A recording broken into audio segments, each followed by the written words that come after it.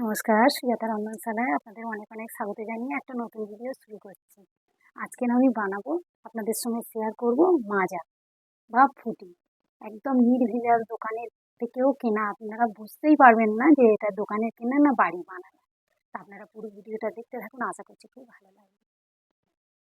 আমি গাছে পাকা আম নিয়ে চলে এসেছি, আর নিয়ে এসেছি একটা কাঁচা আম, এগুলো পাকা।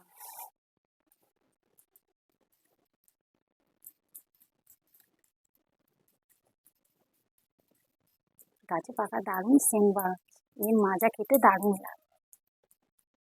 আমি এবার টুকরো করে, এটা গেটার দিয়েও গেট করেও নেওয়া যায়। আমি মিক্সিতে দিয়ে দেবো, যাদের মিক্সি নেই কোনো অসুবিধা নেই, আরও ভালো হবে। গেটার দিয়ে একটু এরকম ঘষে নিলে হয়ে যাবে।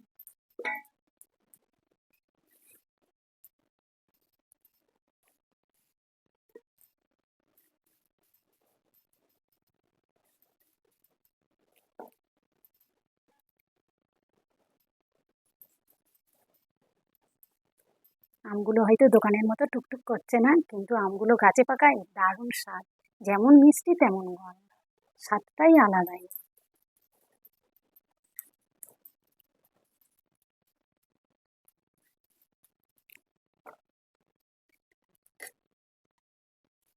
বাড়িতে কত সহজে, একবার দেখলে আপনারা বানিয়ে নিতে পারবেন খুব সহজে। এরকম বানিয়ে ফ্রিজে রেখে দেবেন, দিলে লোকজন এলে এরকম দিলে আপনার খুব সুখ্যাতি করবে। এবার আমি কাঁচা আমটা কেটে নেব। কাঁচা আম আর কাঁচা পাওয়া যায় না আমাদের একটা গাছে কাঁচা, এখন এটা অনেক দেরিতে ফলেছে।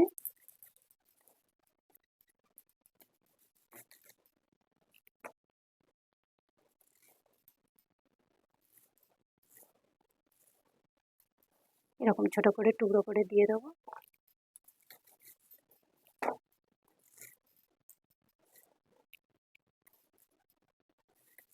আমি এখানে 5টা বড় আম, পাকা আমের সঙ্গে একটা ছোট কাঁচা আম দিয়েছি। 5-6টা আমের সঙ্গে একটা ছোট কাঁচা আম দিলাম। আমি এবার টেস্ট করে নেব।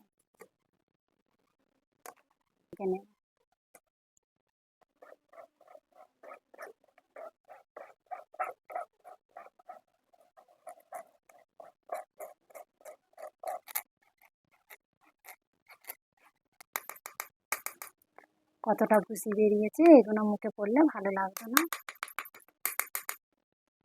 আমার হয়ে গেছে, আমটা ছেঁকে নেওয়া হয়ে গেছে। আমি এবার এখানে একটু চিনি অ্যাড করব।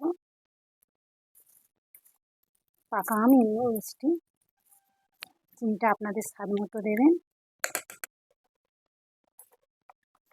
আমি এখানে একটু জল অ্যাড করব।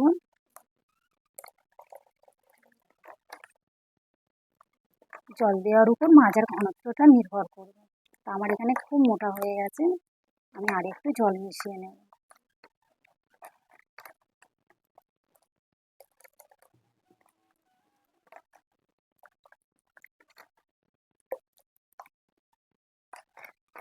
চিনিটা ভালো করে আমি গুলে নেব। একটু লবণ দিয়ে দেব, এটা খেতে স্বাদটা ভালোই হয়। লবণ দিয়ে দিলাম। আমি এটা এবার ভরে নেব।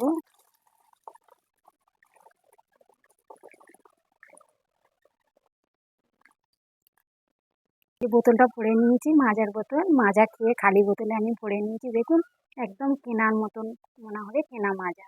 আর স্বাদও একদম পুরো একই রকম। আমি এটা ফ্রিজে রেখে দেবো, ঠান্ডা করে খাবো। আর এখন এক্ষুনি এটা আমি বানিয়ে নিয়েছি গ্লাসে। আমি ঠান্ডা কিছু আইস দিয়ে এটা এক্ষুনি খেয়ে দেখবো কেমন হয়েছে, দেখে বলবো।